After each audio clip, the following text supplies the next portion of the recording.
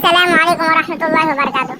मुकर्रम सामाईन, आज हम अलविदा उर्दू। आज तक हम बेटी को अलविदा करते आए हैं, इसी तरह से कभी मदरसे को अलविदा करते हैं, पता नहीं किन किन चीज़ों को अलविदा करते हैं, लेकिन किसी शायर ने अपने दर्द को बजाय अल्फाज में बयान करने के एक नज़म का सहारा लिया है और उसने कहा कि अब हम उर्दू को भी अलविदा करते जा रहे हैं और किस तरह से इंग्लिश अल्फाज उर्दू अल्फाज की जगह लेते जा रहे हैं। आइए ज़रा उसका एक नमूना हम पढ़ते हैं, सुनिए, आपको भी मज़ा आ जाएगा।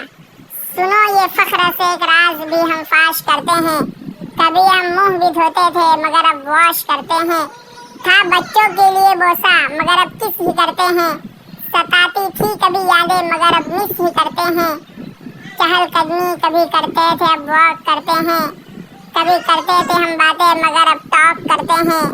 कभी जो अम्मी अब्बू थे वही अब मम्मा पप्पा है, दुआएं जो कभी देते थे वो बुढ़े सियापा हैं।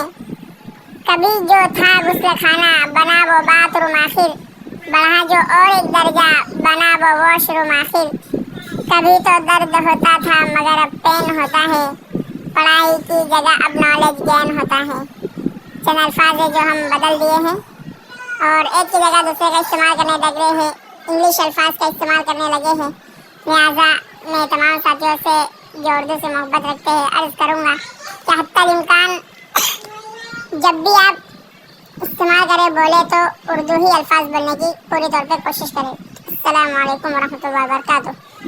और आपको अगर ये हमारा वीडियो पसंद आया तो इसे लाइक करें, शेयर करें और हमारे चैनल को सब्सक्राइब ज़रूर करें। अस्सलाम वालेकुम, जज़ाकुमुल्लाह खैरन।